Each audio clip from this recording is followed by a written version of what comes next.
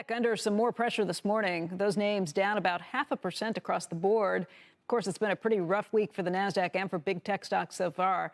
Take a look at the tumbles we've seen for some of the large cap names. Alphabet and Microsoft each down more than 6% just this week. Alphabet down by 6.7%.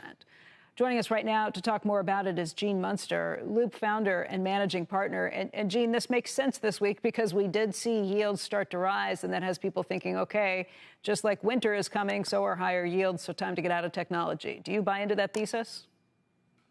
Near term, I do, Becky, absolutely. In part because of the debt ceiling, in part because of inflation. I just want to zero in on the debt ceiling aspect of this. There's a lot of game theory about how this is going to play out. I start my view with a belief that the parties, the Democrat and Republican parties, are far away from each other. There is a fortified gap between them. And I think that the most likely outcome with a debt ceiling, this does impact big tech, is that they will either be, best case, a downgrade of some of the U.S. debt, and I think a worst case, a default. That is how hard these lines have been drawn between the parties. If I'm correct on that, I think that that would be negative for, I think, the tech stocks, in part because it just adds a sense of uncertainty. And of course, we know how investors think about that. And then there's the inflation piece. And I do believe near-term rates are going higher. I think longer-term, they actually go lower. I'm on a little bit of a different camp. And so I just frame the conversation. I want to answer your question. I think near-term, tech investors should yield a dosage of caution here. I don't want to miss the long term. We do need to capture the long term too, which is this, I think, is going to be a buying opportunity because these companies are fundamental to how we live our lives.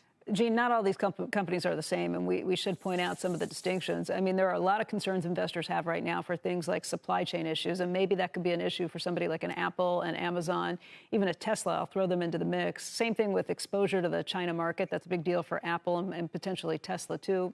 They may be able to manage it as they have to this point.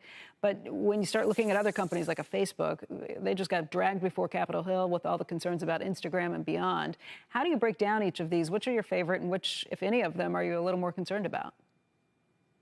It's a pretty easy decision for me. Again, I think for a large part of investors' portfolio, it should be anchored in companies that you can sleep well at night. These are ones that are inseparable to how we're going to live our lives.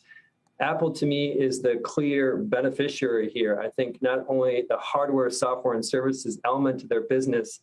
You have 5G, you have, I believe strongly within the next year, we're going to see augmented reality, a mixed reality goggles. We will not see that for purchase, but I think they will reveal that. I think when you look at the auto opportunity with Apple, the earnings power, I think this should be a $200 stock.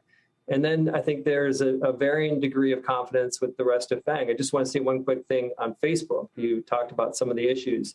This is not new to Facebook. Over the past few years, there's been many events where we say this is kind of the beginning of the end. Mm-hmm. And the reason why the stock essentially holds its ground is that they have something that is that no other company can replicate. And that's a global directory. I think that Facebook is a company that, even though I believe that their product at its core is toxic to our mental well-being, I think that stock surprisingly does well over the next few years.